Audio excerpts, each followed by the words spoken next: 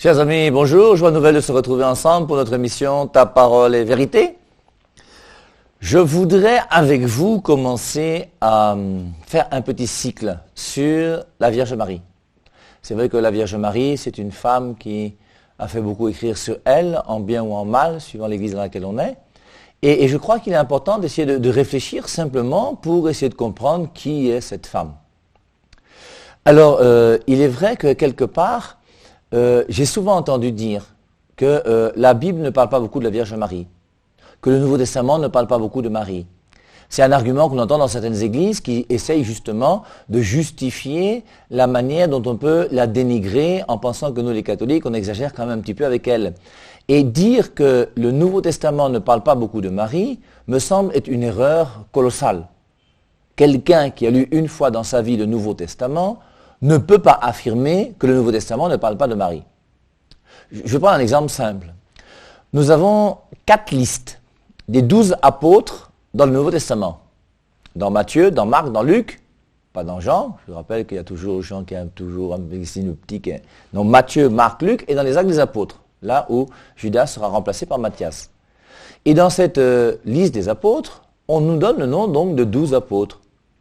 Et je suis sûr que si maintenant je vous demandais, à vous qui m'écoutez, de me donner la liste des 12 apôtres, vous auriez des difficultés. Et parmi ces apôtres, il y en a même certains qui sont pratiquement, j'ai envie de dire, inconnus. Allons-y. Vous prenez par exemple Matthieu chapitre 10, et dans Matthieu chapitre 10, vous allez prendre le verset 2.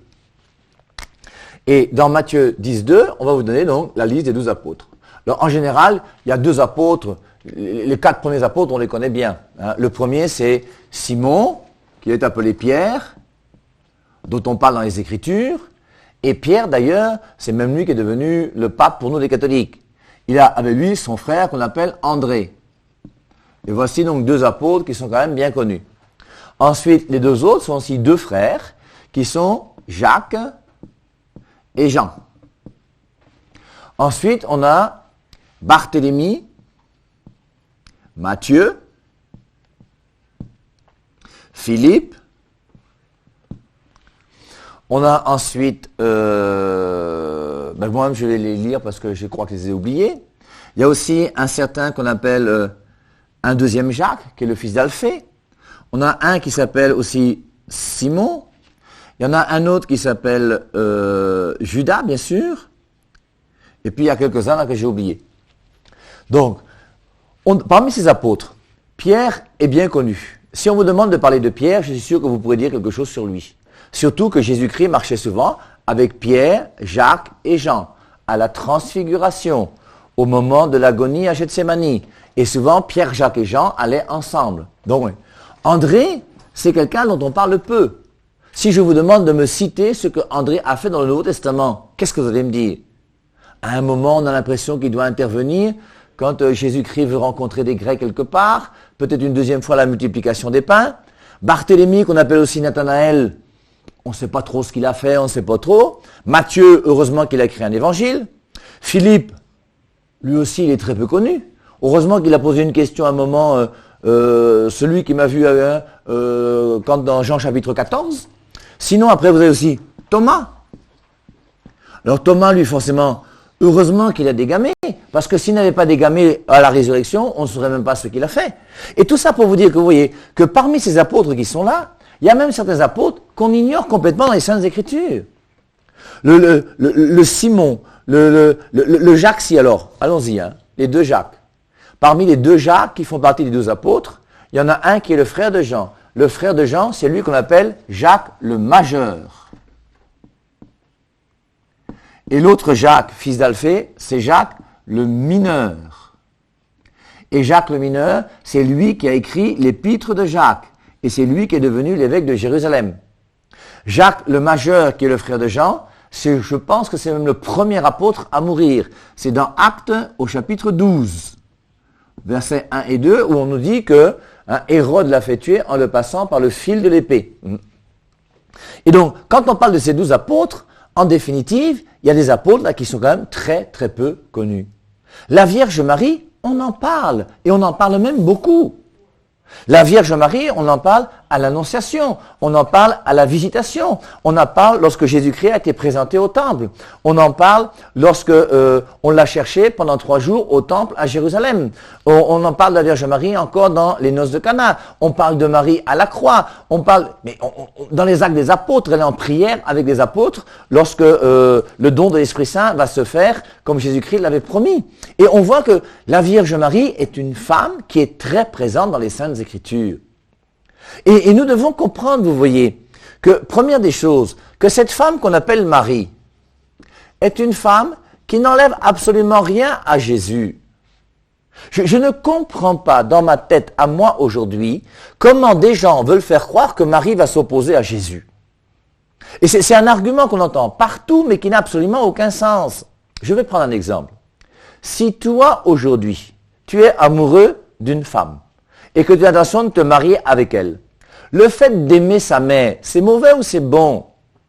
Et en aimant la mère de ta femme, est-ce qu'en aimant la mère de ta femme, tu vas aimer encore moins ta femme parce que sa mère va s'opposer à votre amour? Ça n'a pas de sens. Je vous rappelle dans Jean au chapitre 2, aux noces de Cana, qu'est-ce qu'on nous dit? On nous dit à Cana, Marie et Claire, faites tout ce qu'il vous dira. Et le rôle de Marie, c'est de nous permettre de faire tout ce que Jésus-Christ nous demande de faire. Une mère de famille, dans une vie de couple, quand une mère a un enfant, son bonheur, c'est que son enfant puisse s'épanouir dans sa vie de couple. Et si tu as une mère, ta mère, ce qu'elle veut, c'est que tu puisses t'épanouir avec ton mari ou ta femme. Et ta mère, normalement, doit tout faire pour que vous puissiez mener une vie heureuse l'un et l'autre ensemble. Et le rôle de Marie, c'est exactement la même chose. Le bonheur de Marie, c'est que moi, Père Hervé Marie, je devienne un saint ou une sainte. Le bonheur de la Vierge Marie, c'est que chacun d'entre nous, nous puissions mettre en pratique dans notre vie la parole de Dieu. Et plus nous aimons Jésus, plus Marie est contente. Et c'est pour ça qu'il n'y a pas d'opposition entre Marie et Jésus. Et Marie ne peut jamais s'opposer à Jésus, c'est impossible. Et c'est pour cela que cette femme est une femme particulière qui nous a été donnée. Je vous rappelle cette référence qui est très importante, sur laquelle on va revenir régulièrement et que je vous demande de connaître par cœur. La première référence que vous, les catholiques, vous devez retenir, c'est Matthieu chapitre 16, verset 18. Pierre, tu es Pierre, sur cette pierre je bâtirai mon église. Cette référence, nous devons tous la connaître. Maintenant, aujourd'hui, par rapport à la Vierge Marie, c'est Jean chapitre 19, verset 27. Où il est dit, dans Jean 19, 27, « Voici ta mère ». Et à partir de cette heure-là, le disciple a pris chez lui. Et on voit comment Jésus-Christ va donner Marie comme mère à Jean. Moi, je fais partie d'une communauté qu'on appelle la communauté Saint-Jean. Et dans la communauté Saint-Jean, forcément, on aime beaucoup les écrits de Jean, qui sont au nombre de 5. Je vous rappelle l'Évangile, la première épître de Jean, la deuxième et la troisième épître de Jean, et l'Apocalypse. Et forcément, ces écrits johanniques, nous les aimons beaucoup. Et forcément, ce passage de Jean 19, 27 est quelque chose d'important pour nous. Et dans Jean 19, 27, on voit comment dans l'évangile de Jean, on veut nous montrer l'alliance qu'il y a avec Marie. Et cette alliance avec Marie, c'est Jésus-Christ qui nous donne Marie comme mère. Et maintenant, il faut que chacun d'entre nous, nous puissions comprendre comment Dieu peut nous donner Marie et comment nous, comme chrétiens, nous devons accepter Marie comme notre mère dans notre vie. Alors, il est clair que Marie est notre mère. En étant notre mère, elle est plus que simplement un modèle. Mais elle est aussi un modèle. Et Marie nous est donnée comme modèle. La plupart d'entre nous, quand nous lisons les évangiles, nous sommes heureux de voir ces passages où on est tous des amis de Moïse, des amis d'Abraham, des amis de Paul, de Jean, de Jacques, des amis de tous ces gens qu'on connaît à travers les Saintes Écritures. Et parmi ces amis que nous avons une amie qui s'appelle Marie, qui n'est pas seulement notre amie, qui est même notre mère. Et nous devons comprendre qu'à partir du moment où Jésus-Christ nous donne Marie comme mère, ça veut dire que Marie, elle doit exercer sa maternité sur moi. Et pour exercer sa maternité sur moi, il faut bien que moi je reconnaisse que je suis son enfant. Marie, la différence pour moi, vous voyez, le modèle c'est quoi? Le modèle c'est, on a quelqu'un qui est là, qui fait des choses et on voudrait l'imiter. On peut avoir comme modèle Étophis pour le football, le chant, vous prenez qui vous voulez, peu importe. Ils sont des modèles. Et le modèle est toujours extérieur à nous. La mère, il y a quelque chose d'intérieur. La mère nous éduque. Et il y a une éducation de Marie sur nous. Et Jésus-Christ a voulu qu'il y ait cette éducation de Marie sur chacun de ceux qui veulent être des amis de Jésus. Et Jean, le disciple bien-aimé, a accepté de garder Marie, qui est la mère de Jésus, comme sa mère.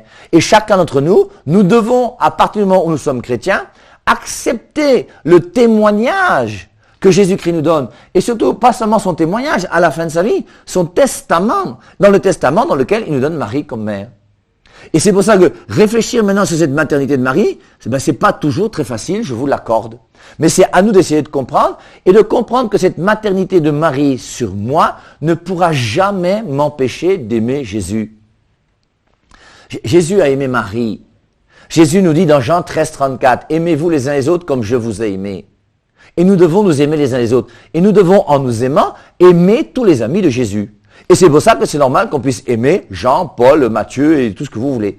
Et en aimant ses amis, nous devons aussi tenir compte de celle qui est Marie, qui a été choisie par Dieu d'une manière particulière.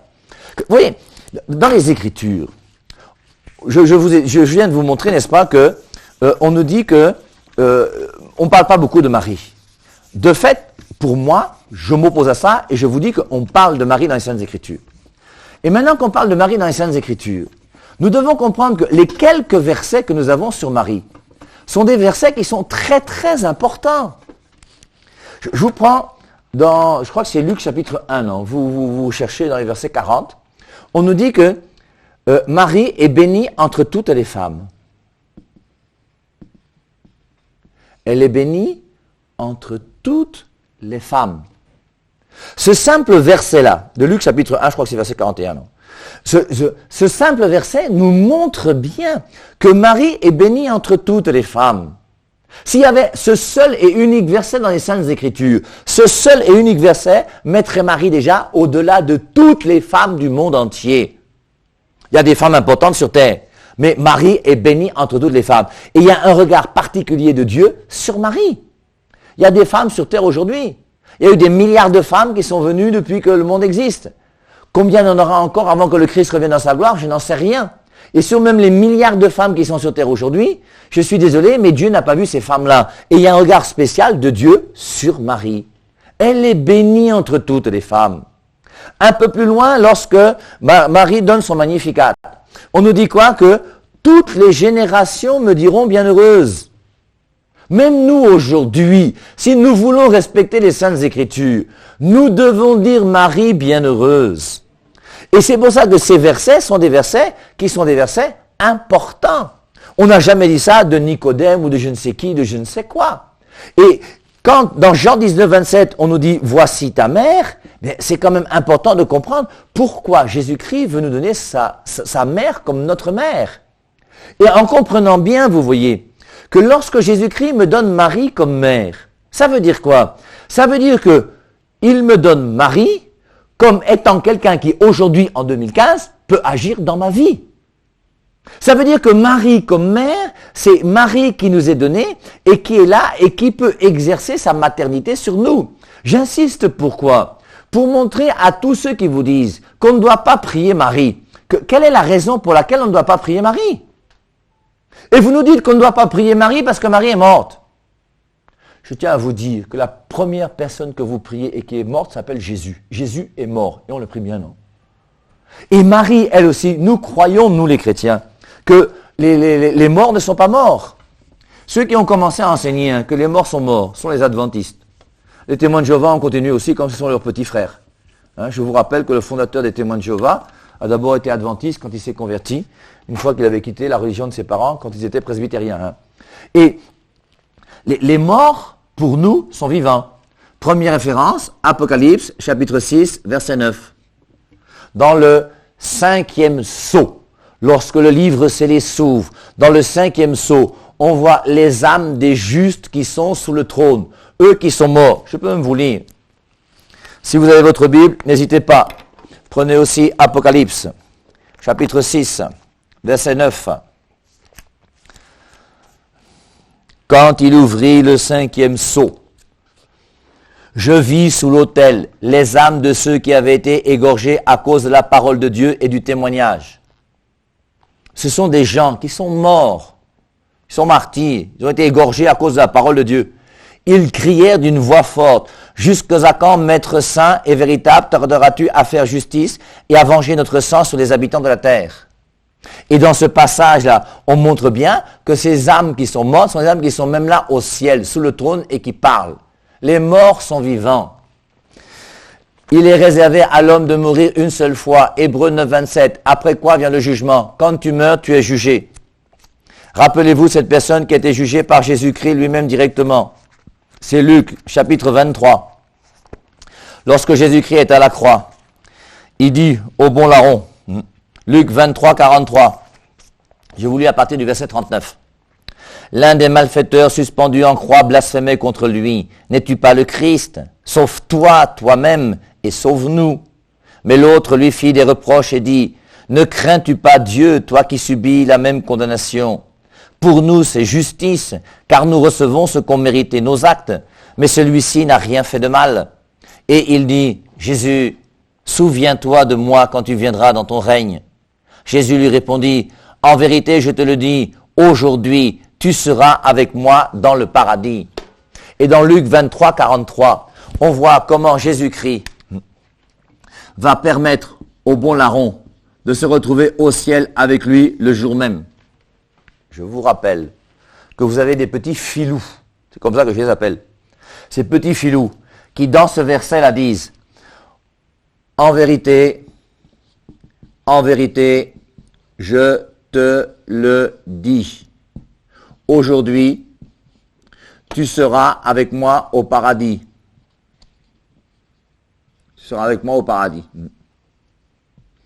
Et les petits filous qui vous disent que les morts sont des gens qui changent la ponctuation de ce verset.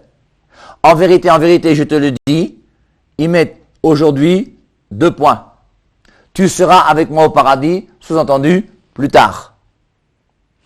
Nous, les catholiques, nous croyons que ce verset, il dit en vérité, je te le dis, que les 2 points sont ici. Aujourd'hui, tu seras avec moi au paradis. Et donc, si les 2 points sont ici, on comprend que c'est aujourd'hui même que le bon larron s'est retrouvé au paradis avec Jésus. Si on met les 2 points de l'autre côté, on dit en vérité, je te le dis aujourd'hui, sous-entendu, tu seras avec moi au paradis plus tard. Comme tu es mort, tu ne peux pas entrer au paradis aujourd'hui. Et si vous avez une connaissance des Saintes Écritures, vous verrez qu'à chaque fois que Jésus-Christ utilise cette phrase pour parler d'une manière officielle, avec autorité, il dit toujours en vérité, je te le dis, 2 points. Prenons l'exemple simplement de Jean chapitre 3, la discussion avec Nicodème. Dans Jean chapitre 3, verset 3, en vérité, je te le dis, 2 points. Nul, s'il ne naît de nouveau, ne peut voir le royaume des cieux. Verset 5, en vérité, je te le dis, 2 points. Nul, s'il ne naît d'eau et d'esprit, ne peut entrer dans le royaume des cieux. Et le aujourd'hui là n'a rien à voir avec ce début de phrase. Le aujourd'hui est avec tu seras avec moi au paradis. Et nous croyons que ce bon larron est au paradis avec Jésus, le jour même où il est mort. Et nous croyons que ce bon larron a été canonisé directement par Jésus lui-même. Et nous croyons que les morts aujourd'hui, qui sont des morts qui n'ont pas commis un péché mortel, un jour se retrouveront au paradis avec Dieu. Et nous croyons qu'aujourd'hui même, le paradis est déjà rempli de personnes qui sont là-bas auprès de Dieu. Et nous croyons que les apôtres, que la Vierge Marie et que tous les saints sont des gens qui sont auprès de Dieu. Et ces gens qui sont auprès de Dieu sont vivants auprès de Dieu. Et ces gens qui sont vivants auprès de Dieu, on peut invoquer leur nom. Sainte Marie, Mère de Dieu, priez pour nous. Et Marie peut prier, intercéder pour nous auprès de Jésus-Christ parce qu'elle est vivante. Quand Jésus-Christ nous donne Marie comme mère, il ne nous donne pas quelqu'un qui est mort, il ne nous donne pas une planche de bois ou une pourriture. Il nous donne une femme qui est vivante et qui a vécu sa vie chrétienne et qui est notre mère. Et maintenant, à nous de comprendre comment vivre notre mère. Il est clair, vous voyez, qu'on peut très bien vivre sur terre sans mère. Il y a plein de gens qui sur terre n'ont pas de mère et qui vivent. Et une fois que ta mère meurt, tu continues à vivre. Mais ce qui serait intéressant, c'est de faire une étude et de demander à des psychologues quel est l'équilibre que trouve un homme ou une femme qui a vécu son enfance sans mère. Et quels sont les manques qu'il peut y avoir dans l'équilibre affectif et humain d'un garçon ou d'une fille qui n'a jamais connu sa mère. Même si vous refusez Marie, vous aurez toujours la vie. Tu peux toujours avoir la vie même si tu n'as pas de mère. Et on peut très bien être chrétien sans avoir Marie. C'est possible. Il n'y a pas de... C'est clair. Et Jésus-Christ nous a jamais dit qu'il était obligatoire d'avoir Marie pour être chrétien. Et même si dans ta vie, toi, tu perds ta mère, en perdant ta mère, tu perds quelque chose. Et surtout, j'ai envie de dire, quand tu es petit. Parce que l'éducation de la mère regarde l'enfant justement, plutôt quand il est petit. Si ma mère est toujours vivante, moi. Mais si je perds ma mère aujourd'hui, ça va changer quoi ma vie? Pas grand-chose. Je suis déjà vieux et j'ai même déjà l'âge de mourir. Mais quand quelqu'un perd sa mère étant tout petit, bien, il est clair que quelque part, il y a une frustration. Il y a un équilibre qu'on n'aura pas parce qu'on n'a pas l'éducation maternelle. Et un enfant qui naît a le droit à une éducation maternelle et une éducation paternelle. Et Marie nous est donnée pour qu'on puisse recevoir dans notre vie chrétienne cette éducation maternelle. Et Marie veut agir dans notre vie. Et Marie veut nous aider à mener une vie chrétienne radicale et totale. Elle nous est donnée pourquoi? Parce qu'elle-même est d'abord un modèle. Elle-même a vécu sa vie avec Jésus-Christ comme personne d'autre. Et il y a une relation entre Marie et Dieu qui est absolument unique. J'ai été énormément jaloux de Marie dans ma vie. Quand je suis rentré à la communauté Saint-Jean, d'ailleurs, une période, quand on était à Saint-Jean-d'Arc, on avait demandé à chacun des frères, au début du chapitre, de pouvoir faire un commentaire de quelque chose. Et moi, je me souviens, la seule fois où j'ai parlé devant mes frères en chapitre, c'était pour leur dire que j'ai été jaloux de Marie. Et j'ai été vrai jaloux de Marie. En ce sens où, pourquoi est-ce que Dieu a choisi Marie pour être la mère de Jésus, et pourquoi c'est pas moi qui l'a choisi? Moi, j'aurais aimé être Marie. J'aurais aimé dans ma vie pouvoir avoir cet ange qui vient me voir. Et l'ange qui vient me voir, c'est même pas ça qui est important. Mais j'aurais aimé dans ma vie pouvoir être cette femme qui pendant 9 mois a porté en elle le Fils de Dieu qui est Dieu. Marie a quand même vécu quelque chose d'extraordinaire. Quand dans votre vie, vous pouvez pendant 9 mois voir comment, jour après jour, celui qui est en toi va commencer à grandir jusqu'au jour où Jésus-Christ va donner son petit coup de pied dans le ventre de sa mère. Jusqu'au jour où son cœur va commencer à battre dans le corps de sa mère. Mais mes amis, c'est quand même extraordinaire et formidable. Et c'est pour ça que Marie peut nous dire quelque chose sur sa relation amoureuse avec Jésus. Marie a vécu. Si on vous disait aujourd'hui, imaginez, ceux qui le veulent, allez voir votre curé, c'est bien imaginé, hein. Allez voir votre curé, il va vous prêter une custode. C'est une petite boîte dans laquelle on met les hosties pour donner à ceux qui sont malades et à qui on va donner la communion dans leur maison. Imaginez qu'un jour, tu quittes la messe de dimanche. Et en quittant la messe, le curé te dit, je te donne une custode. Et dans cette custode, il y a la présence réelle de Jésus. Tu rentres à la maison chez toi. Mais tu vas dormir cette nuit-là. Hein? Tu vas pas dormir. Tu vas allumer les bougies. Tu seras là toute la nuit. Avec la présence du Christ réel dans ta maison. Et tu seras tellement heureuse et fière de pouvoir passer cette nuit avec Dieu.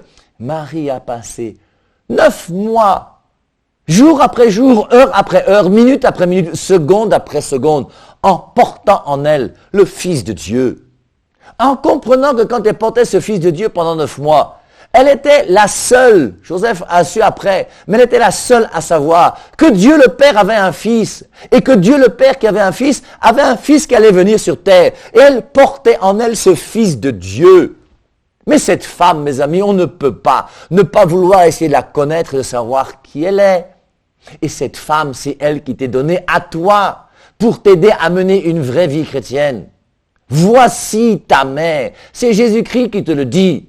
Et il faut que tu prennes soin de cette mère de Jésus-Christ qui est ta mère. C'est très important.